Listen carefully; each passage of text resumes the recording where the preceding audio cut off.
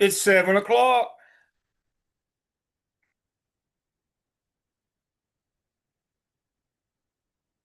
Mondale, where are you?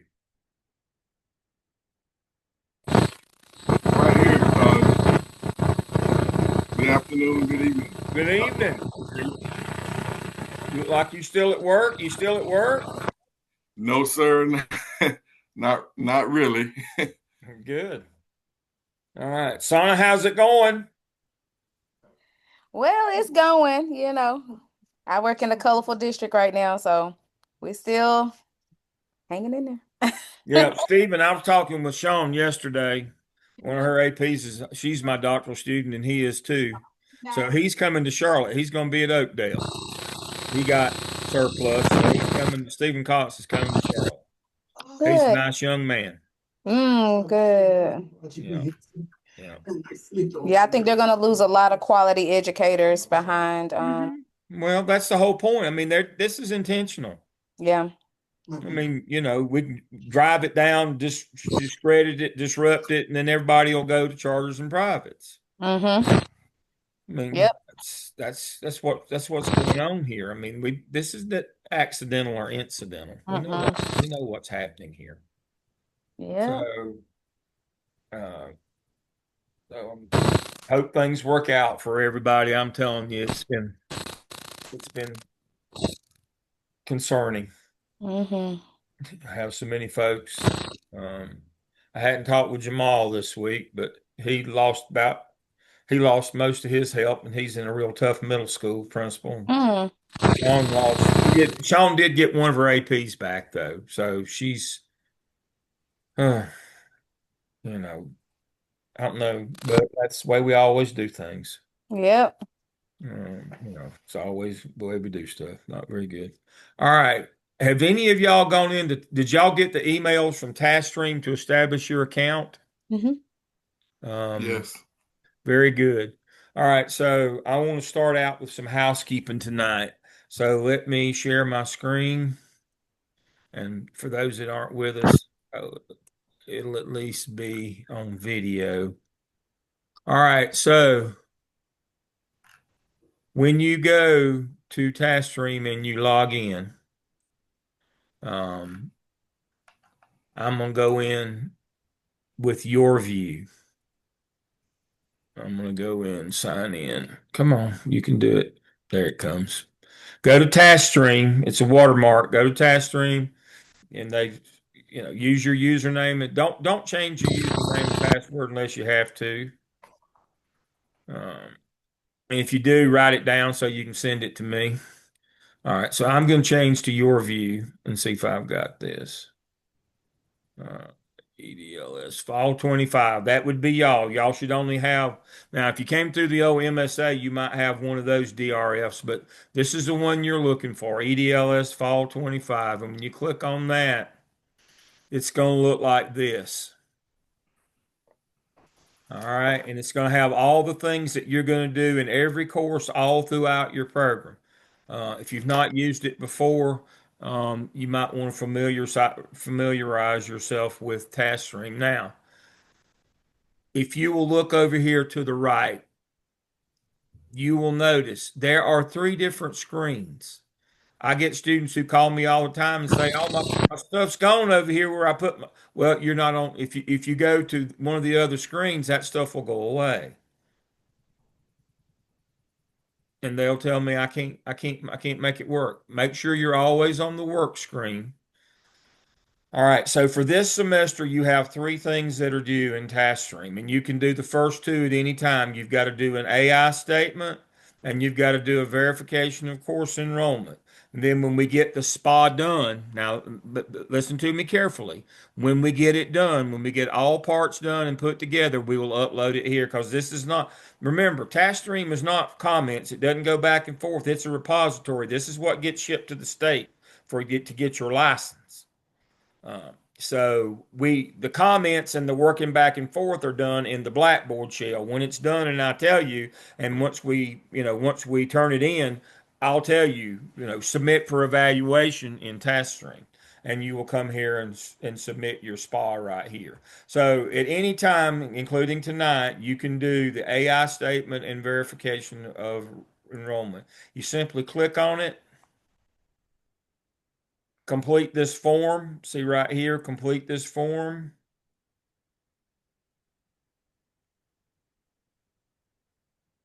September, what's the day? The 16th? It's close enough for government work. You put your name in, and then you get that out of the way. Save and return. And then it'll ask you if you want to, are you ready to submit? Yep, I'm ready to submit. And then you hit this, don't forget to submit, hit the submit button, and you'll get a confirmation. Yes, submit my work. And then there's it will be submitted. All right. That's all you have to do on that one. And again, when you're done, say, well, where'd my screen go? Well, now you're on the scores results screen. This is where you'll get your score light when you turn your SPA in. All right, you heard that ding? That means that I just got a notification. All right, so you have done that, and you see this little lock right here, this red lock, that means you've completed it. And then you do your verification of course enrollment again, complete this form.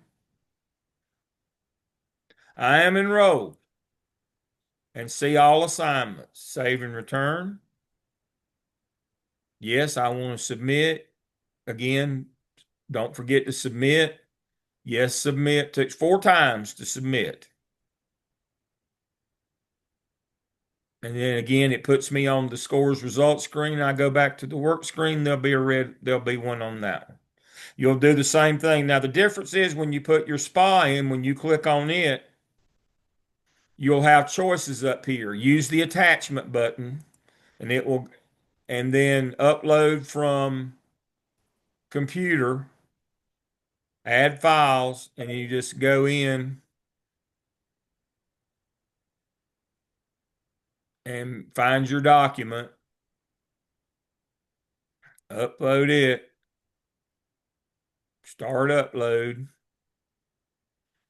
When it's 100%, upload and close, save and return. Are you sure? Submit work. Are you sure? Yes, submit my work. And then by the end of the semester, you should have, again, it'll put you on your scores results. When you want to see what you made, when you come to your work screen and you want to see what you made on your SPA when you submit it, just click on scores results. And so now let me come out. Let me change my status.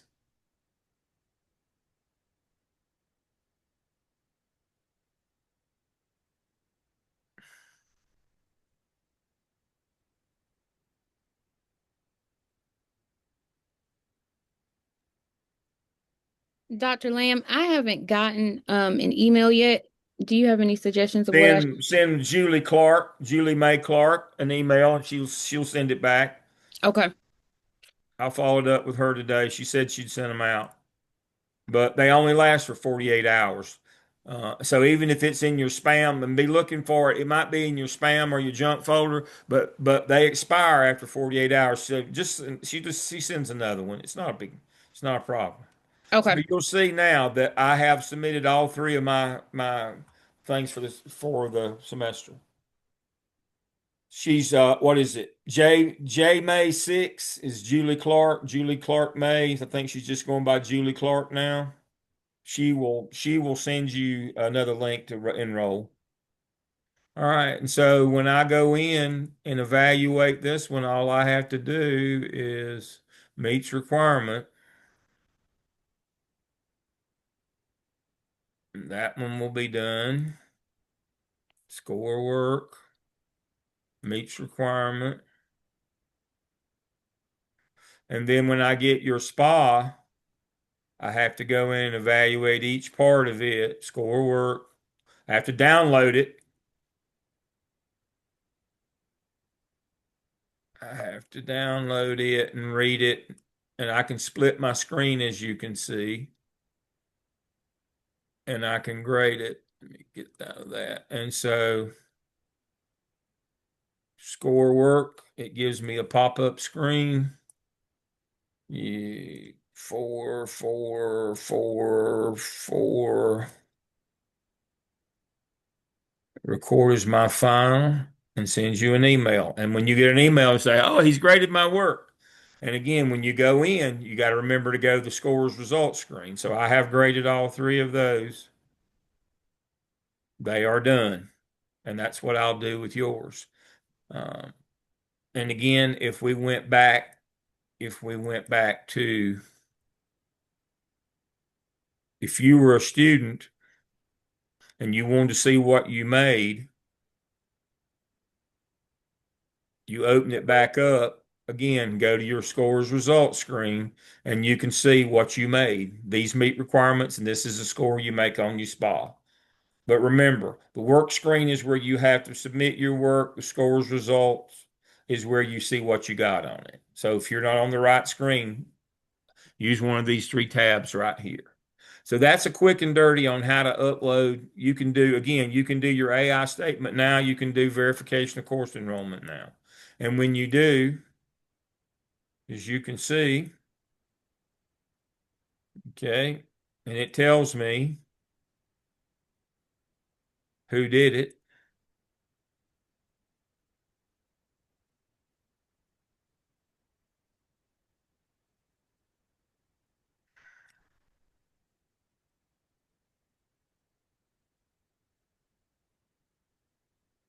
And I get 2 because I am the program, I am evaluator and program manager for this, so I get 2.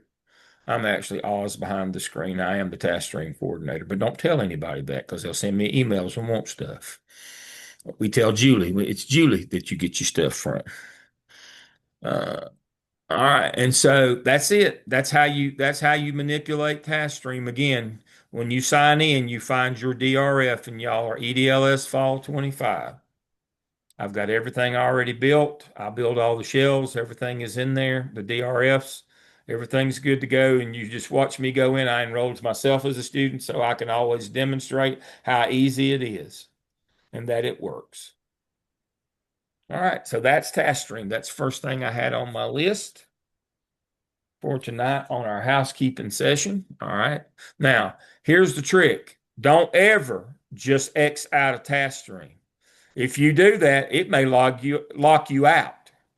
You always have to log out of task stream. So come back up here on the top right to this little grid right here. If you can see it, click on it. Always, even if you're just going to the bathroom, because you can just hit the sign in and you can leave it like this. But don't let your computer go dormant with task stream active. If you do, it will lock you out. And then we either have to wait a number of hours till it lets you back in, or we have to call me or Julie to reactivate you to get you back in. So don't leave task stream up and running. Always log out and just leave it like this. And then when you go back, you can just sign right back in. See, it just takes you right back. But always log out. And then you can close them. You can close those tabs. All right.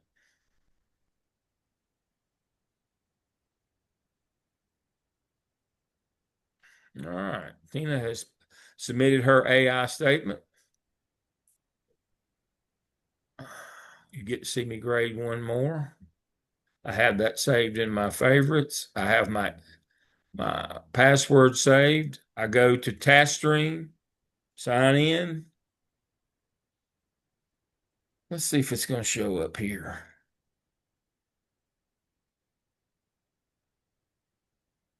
Nope, I didn't think it would. I don't have that. I could enable that, but that's okay.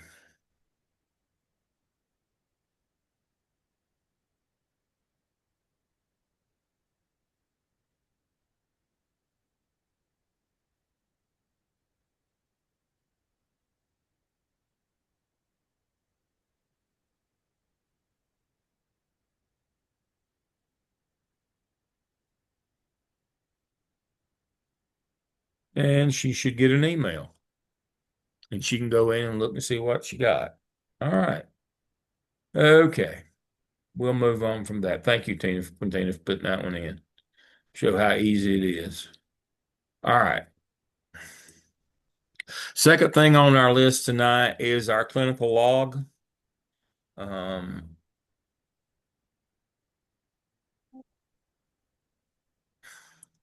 this just as a reminder, every semester that you're in the program, in 730, 32, 34, not during 760, but 738 and 7040, 740, a clinical log of leadership activities self-reported. We need at least 30 hours each semester, and it has to be in these areas right here. And now, when it says working on your artifact, that's a misnomer. It's actually working on your evidence. SPA is an evidence, not an artifact. But they were initially called that, and people never got out of that terminology. They're evidences, they're not artifacts. But that's what it's talking about, working on your SPA. So you need to log, you can download this form as a Word document.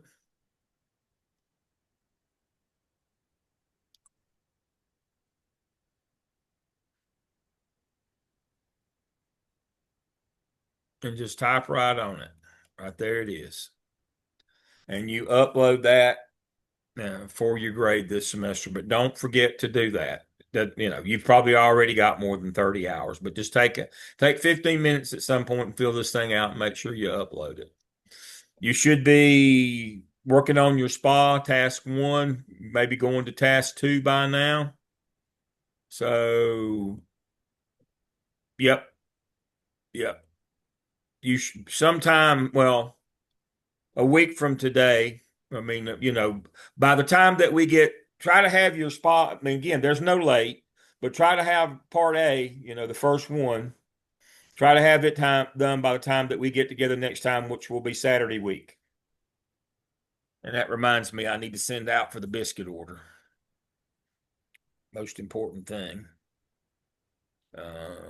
And so that leads me to the next thing, which is our next time to be together looking at our schedule is the weekend of the 27th and 28th in Charlotte.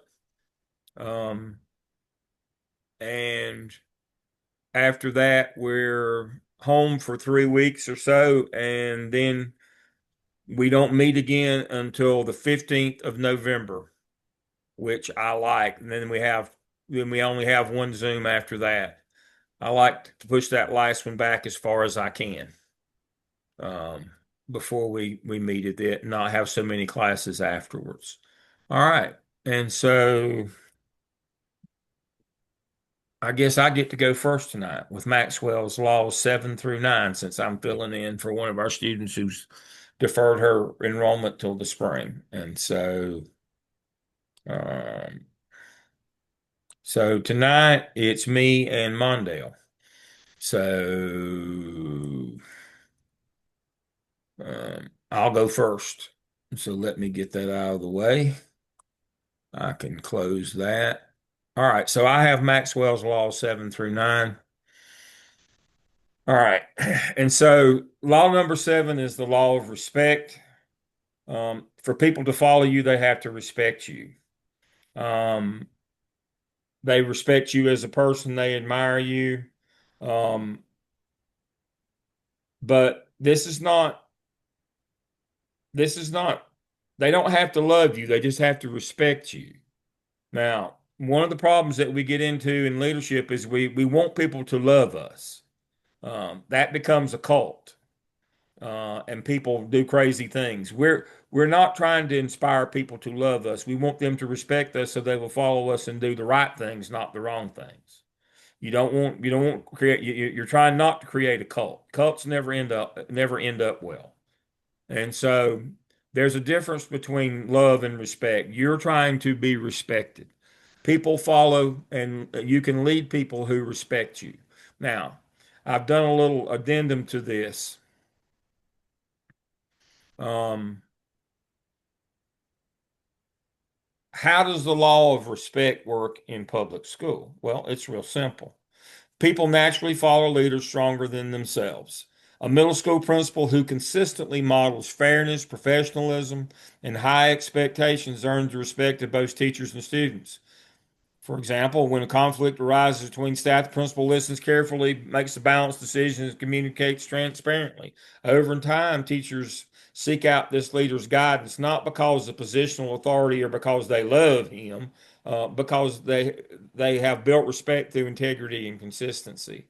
And also, this is an example of you don't have to have positional power for people to respect you and follow you. A veteran high school teacher is a department chair. They earn respect by mentoring new teachers, sharing successful strategies, by being competent, by being good at their job. People follow them because they have proven expertise and earned credibility. Um, and so the takeaway in schools when you apply the law of respect to the school business is respect and leadership comes less from titles. It's not about your title or your position. It comes from consistent integrity, competence, and fairness. You got to be good at your job. When educators lose respect for a leader, they disengage, but when they gain respect, they commit to the vision of the school. All right, let's stop for a minute and talk about that. How many people have you ever met that within no matter how many times you engage with them, rarely will be the time that they won't remind you of what their position is, that it's higher in the organization chain than yours. Do you know people who do that? What kind of respect do you have for them? See, they think that their leadership is based on their title or their position. They don't understand that nobody follows them, they just tolerate them. If you have to tell people what your position is, that means you're probably not leading because you're having to remind them because you're trying to get them to do something. That means that they're not responding to your leadership. So the very notion that you have to remind everybody or wear a name tag or whatever that you have to do to point it out all the time, that means that you are not leading. Now, so here's the question.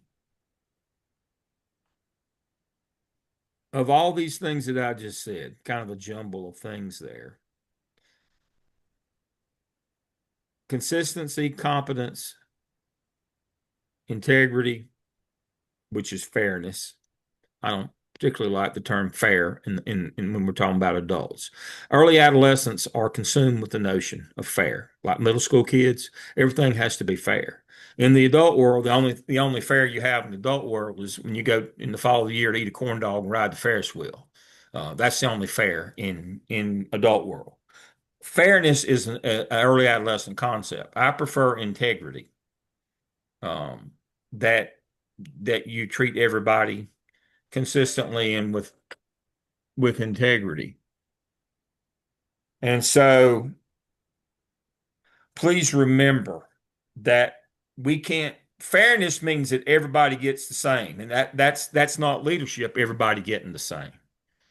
But we do what we do with integrity.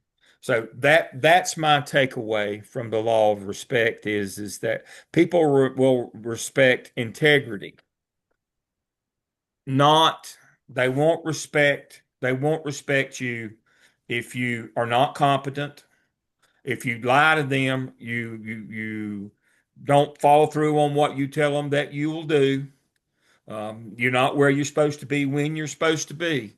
If that happens, people will not follow you. And again, this notion of fairness, that's just integrity. That's why I said I don't like that term in the real world because most people think fair is everybody gets the same. That's never good in a leadership situation that everybody gets the same. Some need more than others, and that's how the world works. So that's the law of respect, number 7. Number 8, let me share my screen again.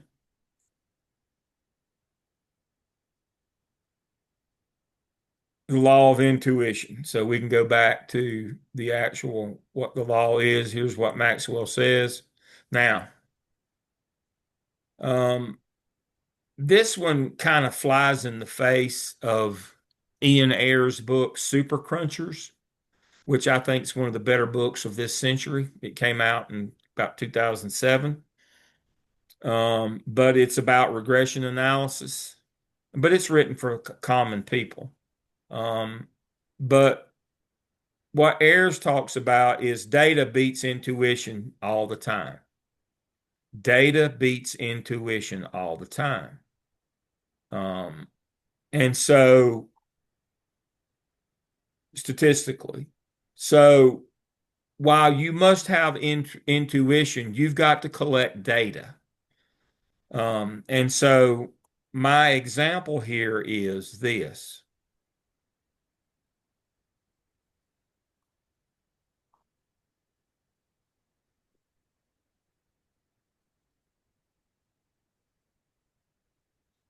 You're going to learn in 760 about qualitative data, DATA.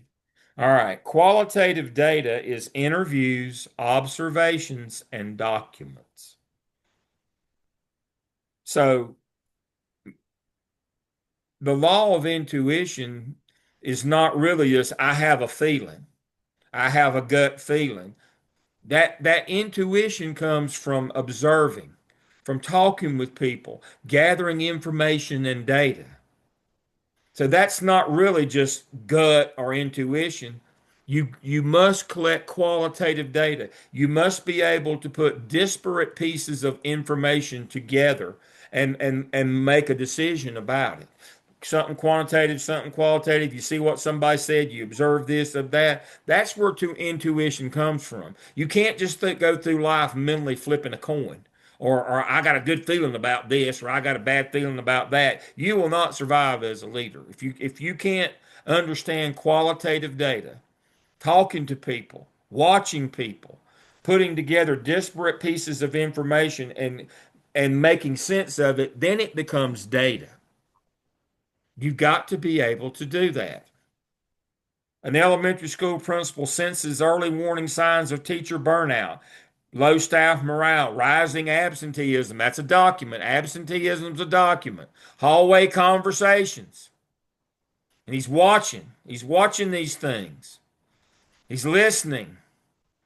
Before survey results or performer data even confirms it. Acting on this intuition, he adjusts professional development schedule, introduces wellness supports, and improves communications to boost morale, preventing further attrition. See, that's not what we would think as just intuition. I'm just betting on this, or I got a feeling about that. What did he do?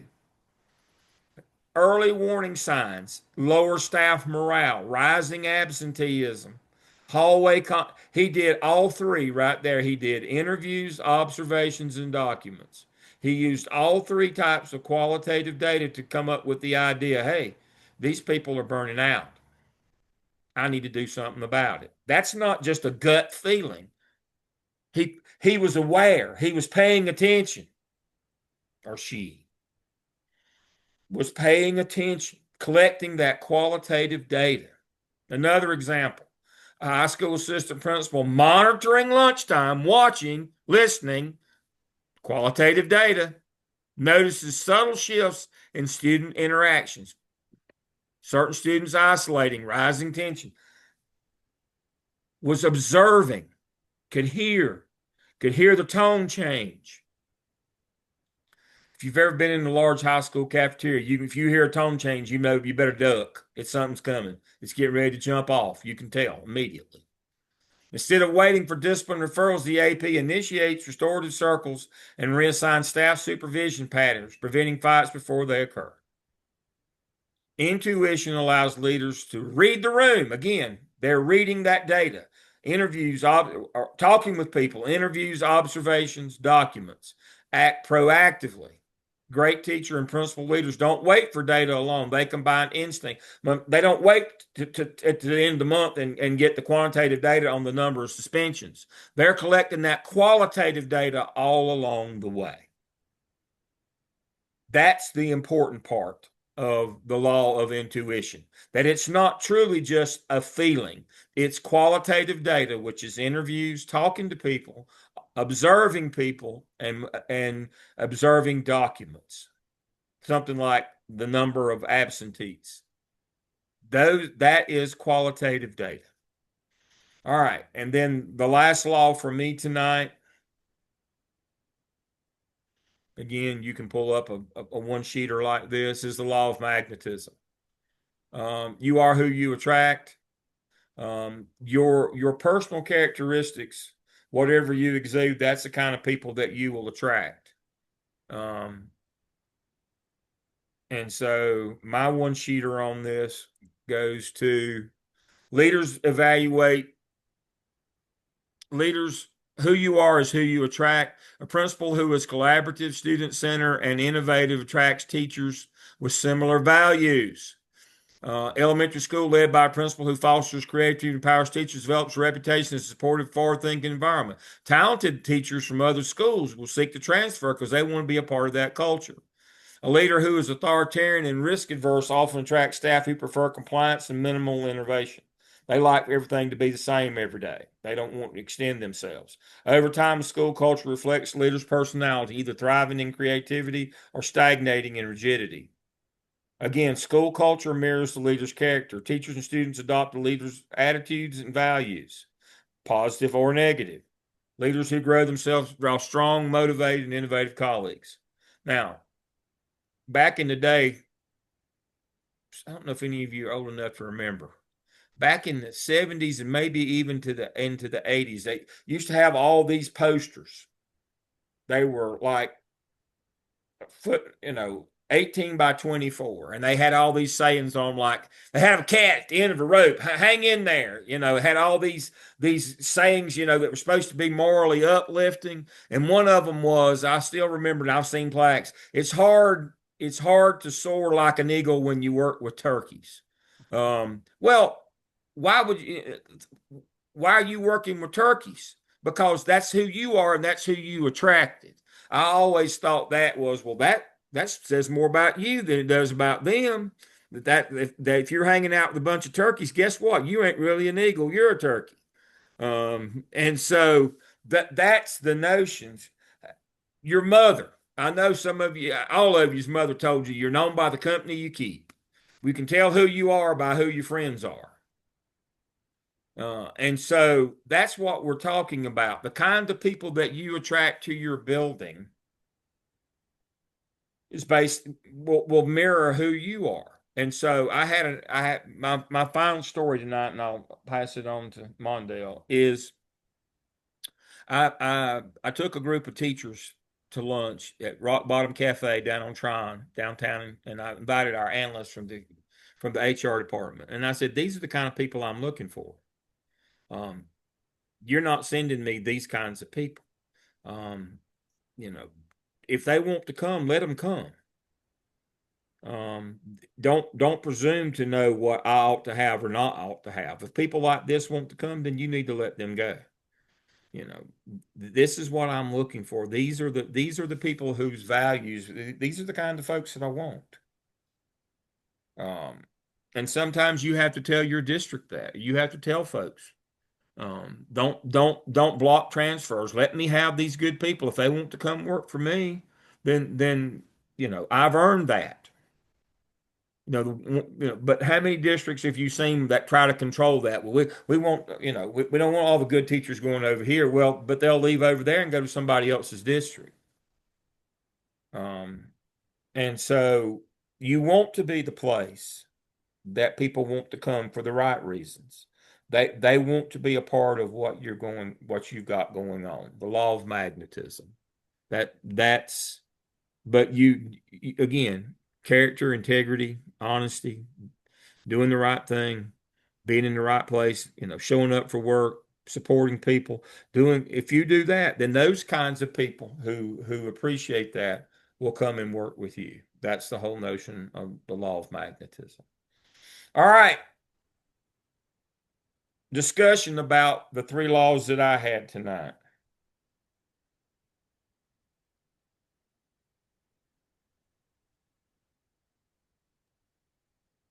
I found that in all these, well, each one you covered, you can find it in a leader that you might have enjoyed working with.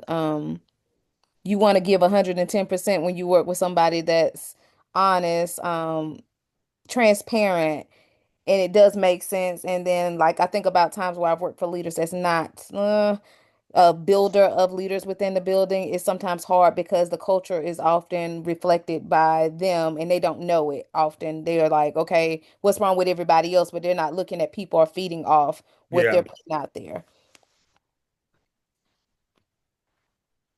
When young teachers, when young teachers start out their career, when they're in the neophyte stage, when they're in the induction phase, as we would call it,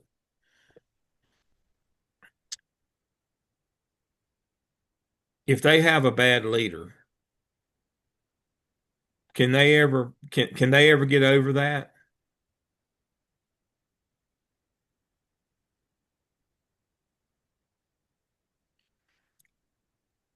I would say it turns some teachers off. I've seen baby teachers leave the field from a terrible experience if there's not some rescue work that goes into healing that.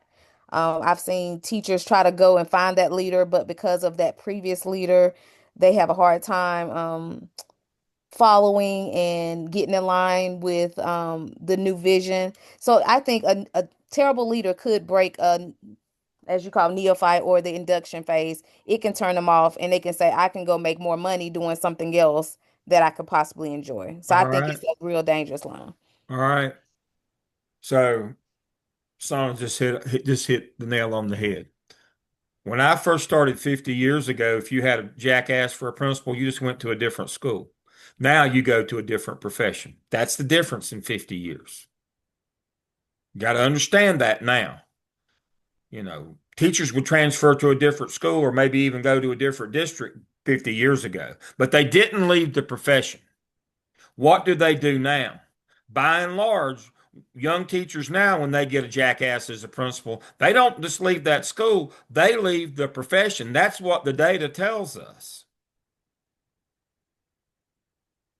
How are you ever going to have highly qualified people if you can't keep them long enough that they learn anything and are cost effective in terms of being able to teach?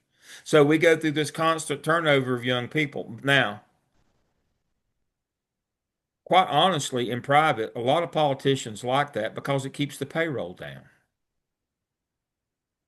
It also keeps the quality of public schools down, and a lot of parents are fleeing either homeschool, private school, or charter school. So it's almost as if we planned that way. So I hear all the time, why do they keep that person as principal over there? Well, it's meeting a need. They're turning people on. They're getting them out. They're not going to another school and continuing to build and get that higher and higher salary. They're getting out of the profession. 50 years ago, people did not leave. They just went, if you had a jackass, you went to another school. Now, about 80% of them leave the profession. Let me say that again. When I came along, when I started, less than 5%, when they changed, left the profession. Now it's 80%. Mhm. So the way to kill an organization is to eat your young. And that's what we're doing now. You got to understand that. You got to understand that. And that's what a lot of these laws will help you with but you got to get that understanding. You got to know your data. They don't go to another school. They go to another job. They go to another profession. Now, you say, well, they weren't that good anyway. Well, none of them are that good. You got to grow them all till they're that good. None of them come out of the box very good. But you go through the growing pains or 2 or 3 years, and about that fourth year they get kind of good, and then by the five they're off and pulling that wagon. But if you lose them, you got to start all over with that one that can't find the door, and you're lucky that he shows up in sober and clean clothes every day. I mean, you're back to square one again. So this notion, well, no big loss, wasn't that good anyway. But yeah, but you're back to square one again. You're never going to get ahead if all you got's a bunch of kids. You're never going to get ahead. And you know what, Dr. Lamb, that's exactly right. Because at my school, my principal came in 3 years ago. Every New Year, first year teachers, she got rid of them after the first year. You cannot build them and then let them move on to someplace else, or they just want to quit. You're eating your young. You're destroying your organization. I mean, you're not just going, you're not going to be that lucky person that just, especially if you're not a very good principal, or you're not well thought of. 15-year veterans that are great are not going to show up at your door. People will drive someplace now, even if they live closer, to get to to get away from somebody like that. Used to be when we had some industry in this part of the world, when executives would come in and out with the mills, and their wives would come in and all of a sudden show up. Or we got Lucy Daniel, who was she was the National Science Teacher of the Year, and she came back to the area because her parents were elderly and needed elder care.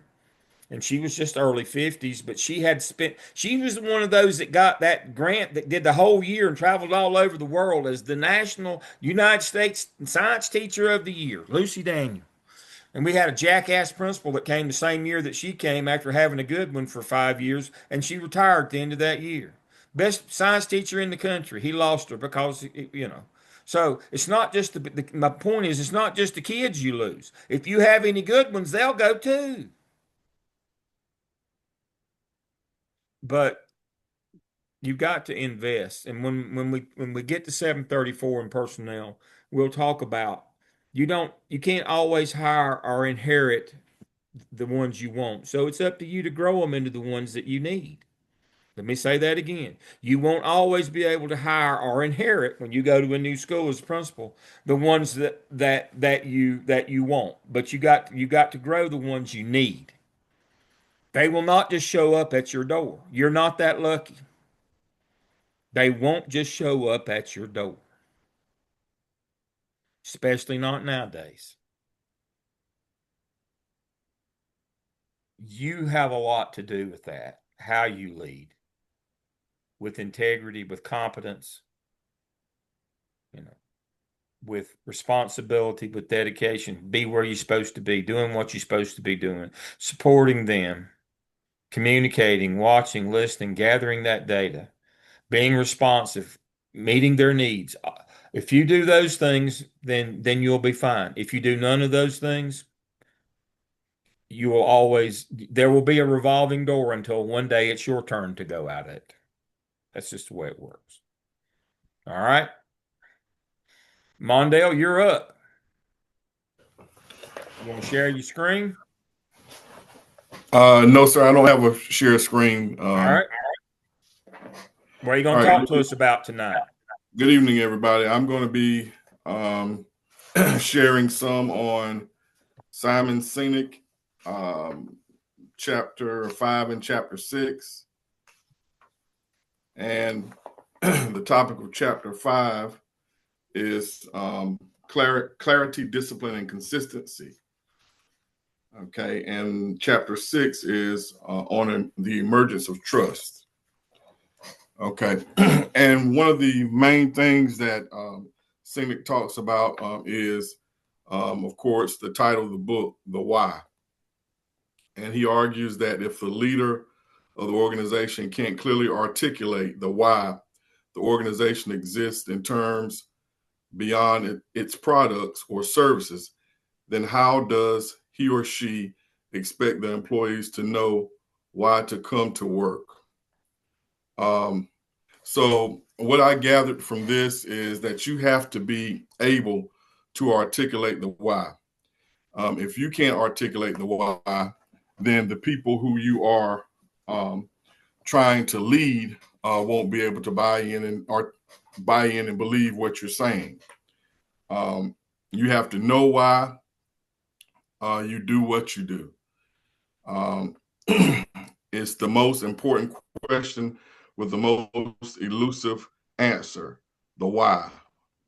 Why do you do what you do?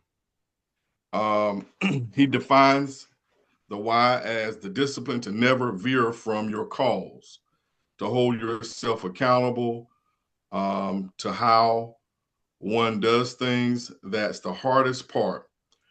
So we remind ourselves of our values by writing them on the wall or the board. He uses that analogy. And he talks about nouns, and then he talks about, he also talks about nouns, and he talks about actions. And in the nouns, you have things like encouragement or maybe a vision board or whatever. But the nouns, you put things up like integrity, honesty, innovation. Can you hear me? Yes. Innovation, communication.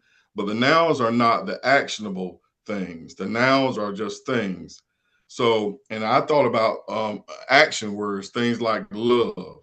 So love has to do something. Okay, it has to demonstrate something. It's not a thing, but it's something that can be demonstrated, can be shown. Um, it's an action word that, and the author asserts that um, it's important to build systems, and that values or guiding principles to be are truly effective, they have to be verbs and not nouns in order for them to be truly effective. Articulating our values as verbs gives us a clear idea.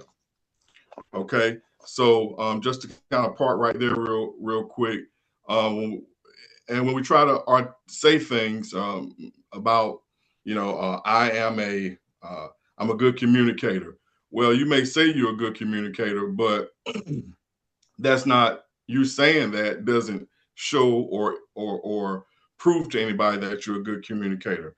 The way that you do that is by being a good communicator, right? By speaking to people, by talking to people the right kind of way, by saying kind things to people, by doing good things for people, by showing people kindness. One of the ways that one could do that is to show kindness is to give incentives. And some people don't believe in incentives, but I think you ought to show people that you appreciate them. I heard you say that also, Dr. Lamb, that when you show your staff that you appreciate them and it's from a genuine place, they in turn will appreciate you. And Scenic argues about this a lot, that um, I think at one point I was kind of thinking too hard, and because it's so much information here that is foundational information on good morals and good values, and it's basically a motivation to do what's right is what I gathered out of all of it. I listened to it and just as I was reading over and over, and what I heard him say was the majority of what this is all about is having good values and believing in your why. If you don't believe in your why, then you won't be able to. He also talks about you won't be able to inspire anybody else to believe in your why. And what you're doing, often he uses the illustration of Southwest Airlines. That's one of the overarching themes of his whole of the two chapters that he goes back to, Southwest and how they do business and how they're able to persuade people because they genuinely believe what they're doing is the right thing to do, and that they're okay with what they're doing. They're not necessarily trying to replicate what other folks are doing. So then he goes into talking about authenticity and how being authentic is important to whatever it is that you're trying to do. We talk about the phrase keeping it real. Okay, so in order to really have people to buy into your system and what you're doing, you can't sway from the fact that you want to keep it real. You want to be honest, so that if people do buy into your system, then they're buying into truly what you're trying to do, and not something that you have advertised or promoted or kind of faked it. You were faking it, and then now you got a whole bunch of fake people who really aren't joining your organization for true and valid reasons, but they're joining because you had advertised something, that you put some false advertisements up that you really didn't want, and they bought into that.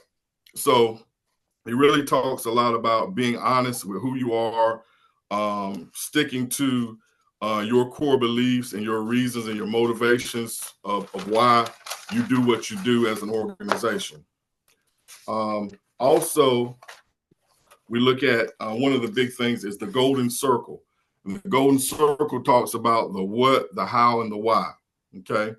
And in that, we break that down. We think about clarity.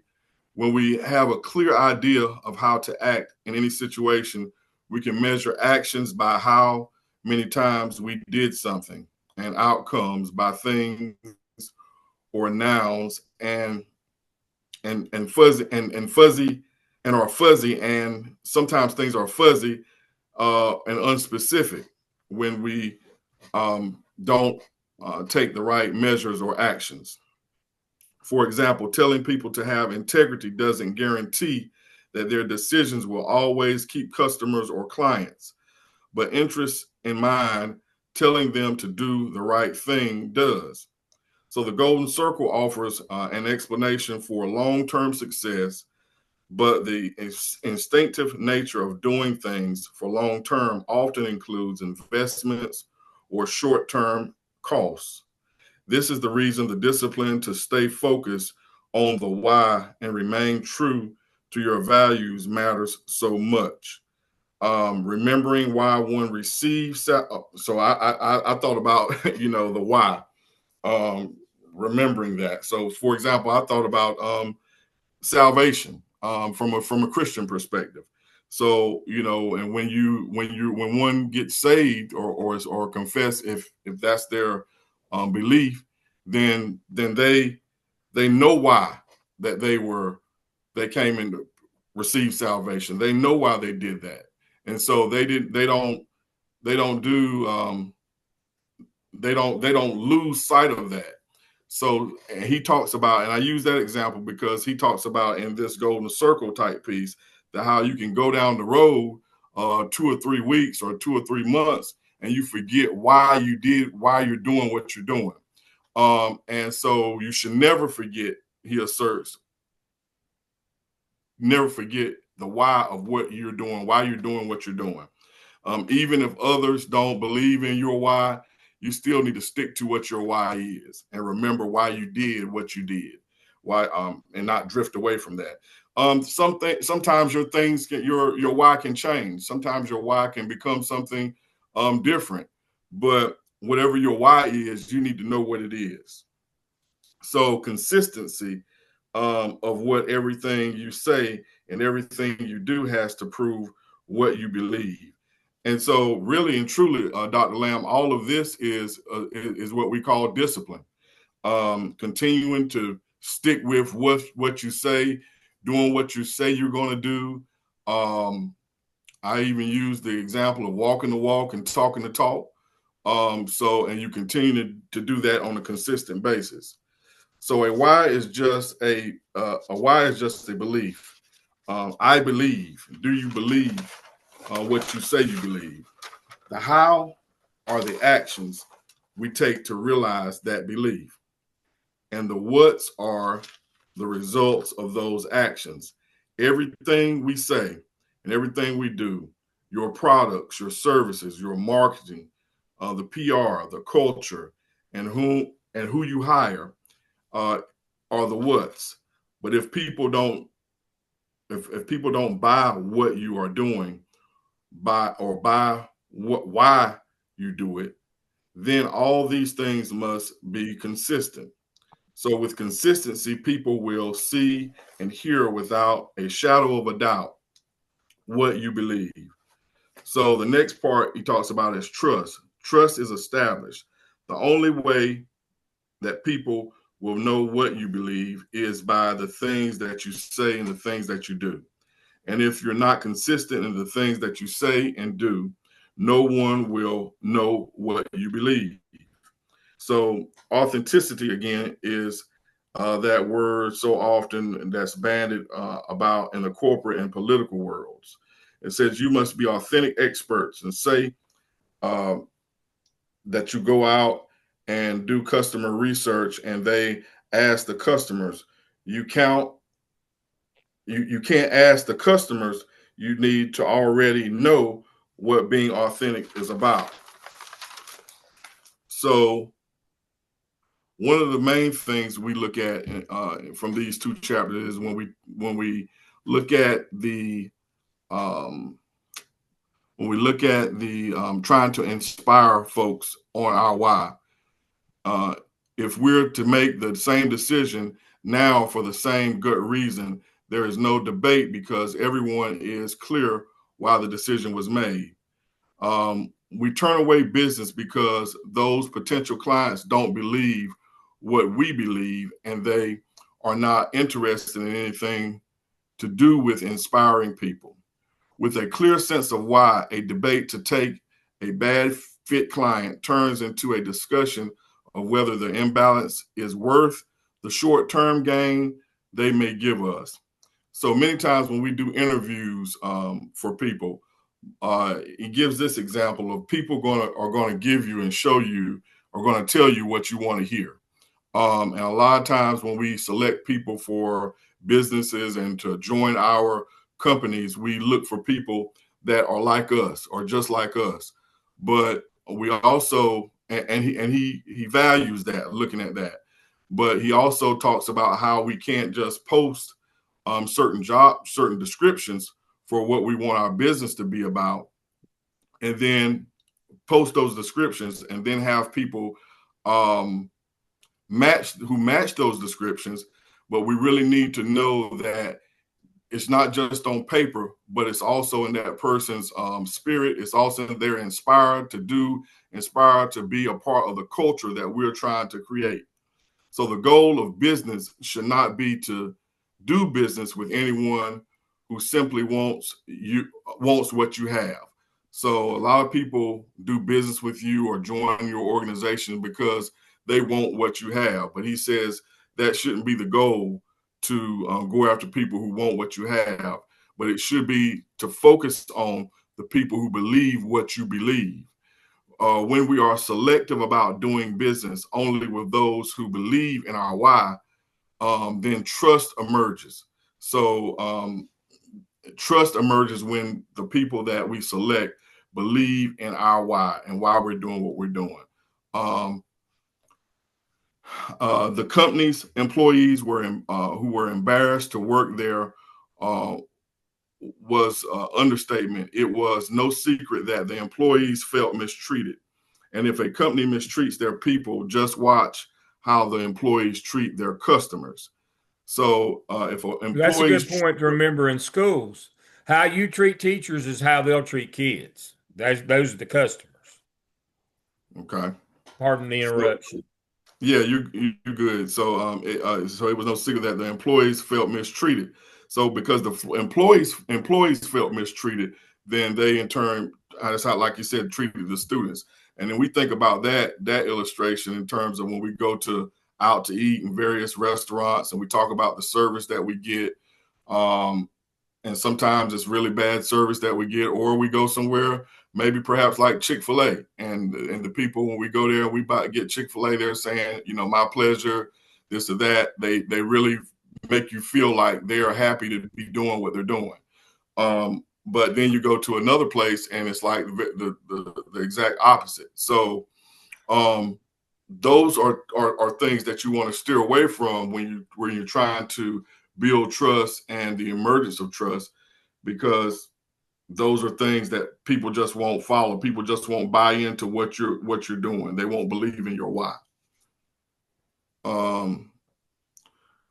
Is it important what your why is? See, I know people who will argue this: as long as you're committed, dedicated, and passionate, that's all it takes, and people will follow you. Is it important what your why is?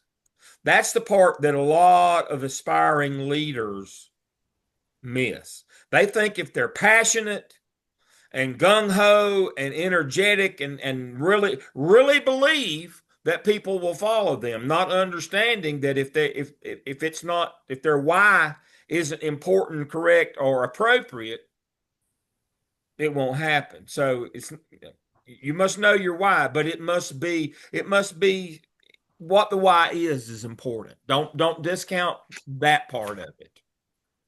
Yes, sir.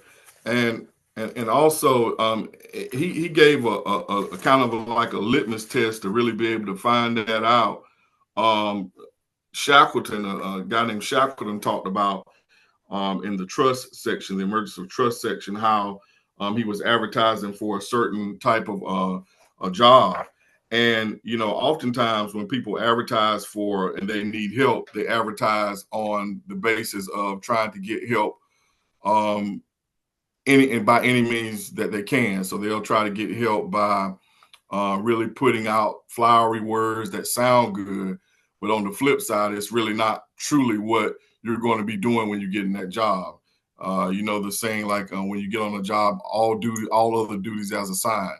So one of the things that when you Shackelford was saying was that when he did his advertisement, he advertised for really the honest thing in the expeditions, that Shackleton was looking for those with something more. He was looking for a crew that belonged on such an expedition.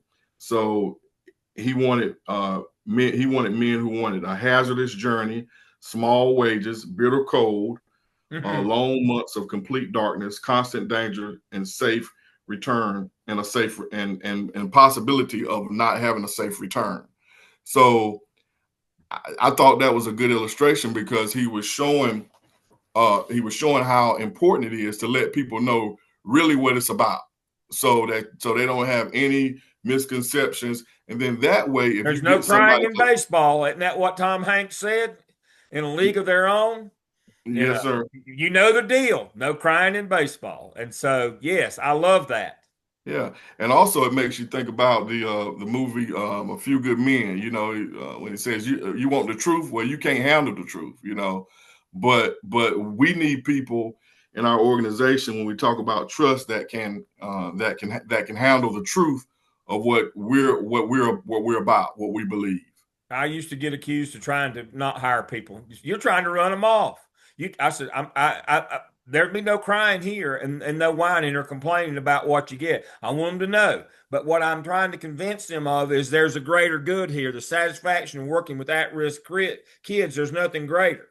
But I want them to know what they're going to experience. I want them to know what our why is. Our why is the greater good here. That Right. if it was easy, everybody could do it. But yeah, you want people to know what the task is. You don't want to lie and deceive people and tell them how easy it'll be, and then it's not. That's when, you know, that's that integrity piece that we talked about earlier. You know, and so once you signed on, if you know what I told you what it was going to be. Now, you know, after that, let's not whine and complain. Let's go get it done. You know, I'll help you. I'm not saying that when things are bad, I'm just going to abandon you. I'm not going to pull a Peter and deny you. But the idea here is that, you know, you can't say I didn't know. You can't say I didn't know. Mm-hmm.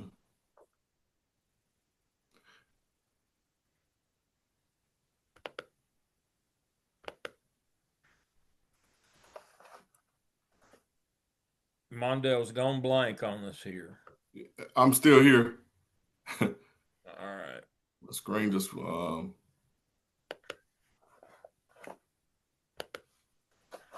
screen went video went out. Let's see.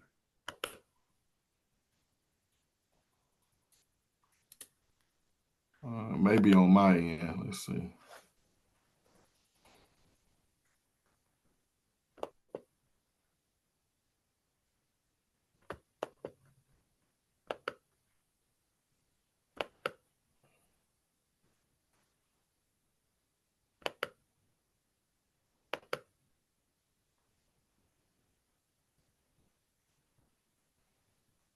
Okay, but I'm still here. All right. Can you hear me? Continue on.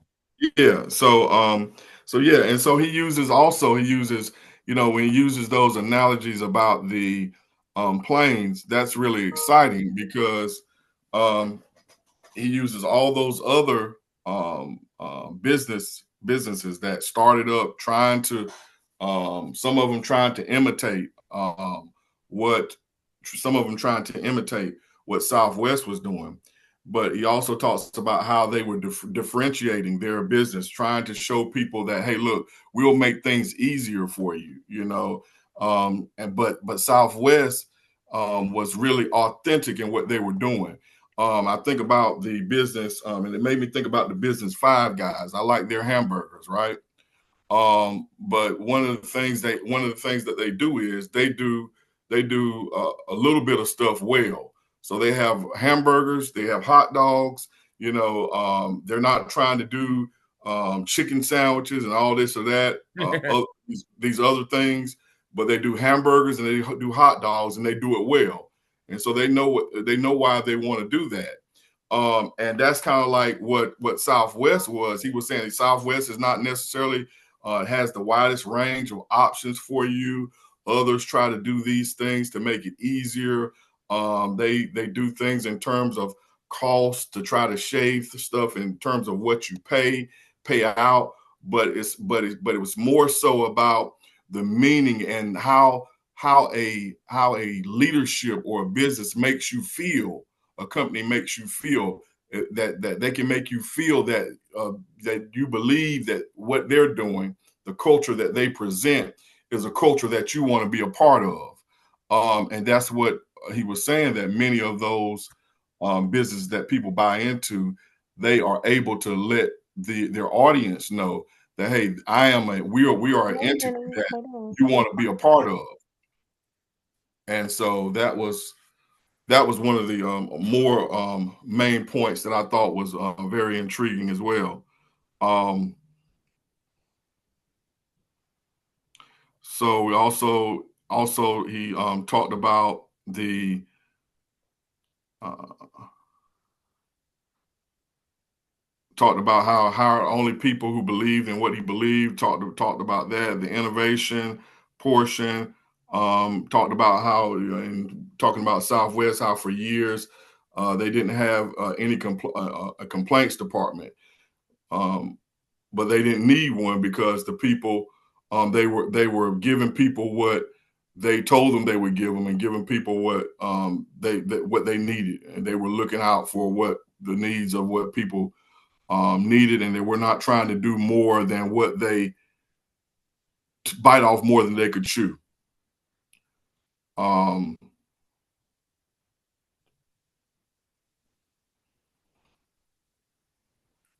So we looked at they talked about the spirit of being able to inspire folks. Okay, being able to inspire folks, and to being able to spread optimism. So leading crowds to believe that they could win. They were perfect fits at a company that was the champion of the common man. Realizing this, Southwest started to recruit only cheerleaders and majorettes. Great companies don't hire skilled people and motivate them. They hire already motivated people and inspire them. I'm going to say that again. Great companies don't hire skilled people and motivate them. They hire already motivated people and inspire them. Okay? So people are either motivated or they are not, he argues. Unless you give motivated people something to believe in, something bigger than their job to work toward, they will motivate themselves to find a new job, and you'll be stuck with whoever's left. Give them a cathedral. Consider the story of two. When he goes in talking about two stonemasons. But basically, what he was saying was, unless you give motivated people something to believe in, something bigger than their job to work toward, they will motivate themselves to find a new job, and you will be stuck with who's ever left. That's so true, because a lot of people will say that, hey, I don't have to do this job. They have titles and degrees, they have credentials. They say, look, I don't have to work here. So you have to give folks something to want to be a part of your culture for. You have to give them a reason to want to be a part of your culture, is what he was saying here.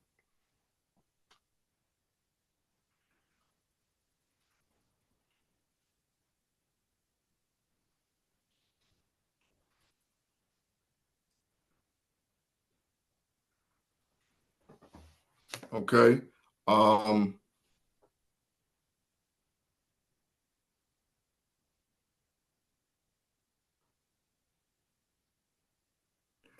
I believe you've covered all your content. Give us a summary. Give, So the give summary me I give me would your give, takeaways from what you read from Simon Sinek. What's the most important thing you read? the most important thing I read in Simon Sinek was believing in what you're doing and being honest. Being honest, but being consistent as well. Being believing in what you're doing and your why, and being consistent with it. Really and truly, for me, it was really a philosophical two chapters that really kind of, I was able to look at, or I just kept drilling down in on different ways to think of things. Um, some of the things I had trouble in agreeing with, and some of them, I agreed with. But it was the main thing. I think the main point was being honest, being trusted, the emergence of trust, being able to get people to buy into who you really are, and not some fake imitation or a fake advertisement. Because I mean, I think that's really one of the Achilles heel and one of the foundations of being a successful business. If you're selling, even if you're just selling lemonade, I think it's really important that you tell people honestly, be honest and upfront in what you're trying to do and what you're trying to achieve. Um, and that was my biggest takeaway is that you be honest in what you're trying to achieve. If you're only trying to accumulate $10,000 in a year, and that's your goal, that's what you're going to do to try to accumulate that amount of income, and you're going to get people that are going to be able to help you accumulate that amount of income. You're going to get people to help you reach that goal, and for whatever you're trying to do it for, in order for them to help you reach that goal, they got to buy into why the purpose of you trying to raise that amount of money over the course of a year. And so that's one of the biggest takeaways, Dr. Lamb, that I got, being able to get people to buy into what you're trying to do. I believe that. I believe that. And so let's see if I don't I know what's can. going on with it says the band on my video. All right, I'm going to wrap us up for the evening. I'm going to show you a picture. I think I've shown this. I think I've maybe shown this before. There's some material if I have or not. It's worth showing again. All right. Let me get to it. I had it a few minutes ago.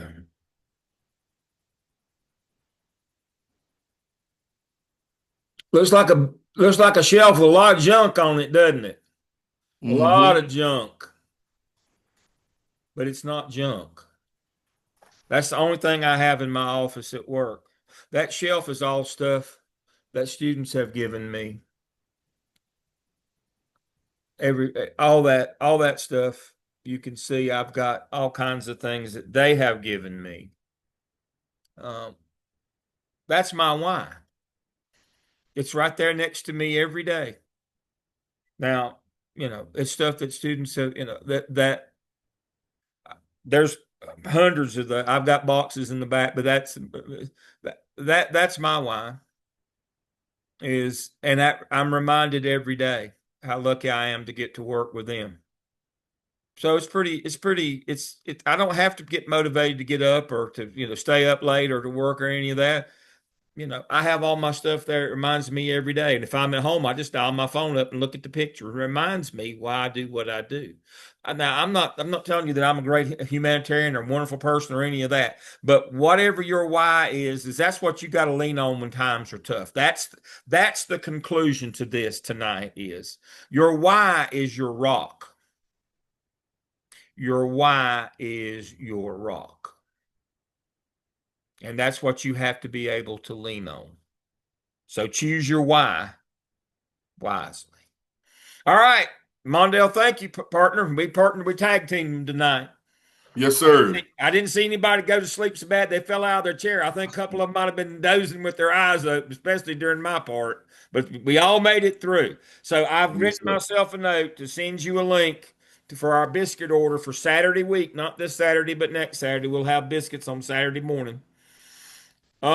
Make sure that you get in. I see a couple of you have already gotten in. Thank you. Make sure your TaskStream account's working. If you don't have a link to establish your account, JMay6, JMAY, the number 6. Julie Clark May, Julie May Clark, whatever it is. She can get you a new link. Go in and make sure you establish your account. If you've had a previous account and you can't get back in, you'll have to talk to her anyway because she'll have to reset your account if you had a previous one. All right. Anybody have anything for the good of the group before we go tonight? We did pretty good. We made it out in an hour and 15 minutes. I took 15 minutes of our time for housekeeping tonight, but thank you. We need to get some of that stuff done. All right. So I will see you Saturday week and I'll have us some groceries. It's good to see y'all tonight. Thank you. Enjoyed it.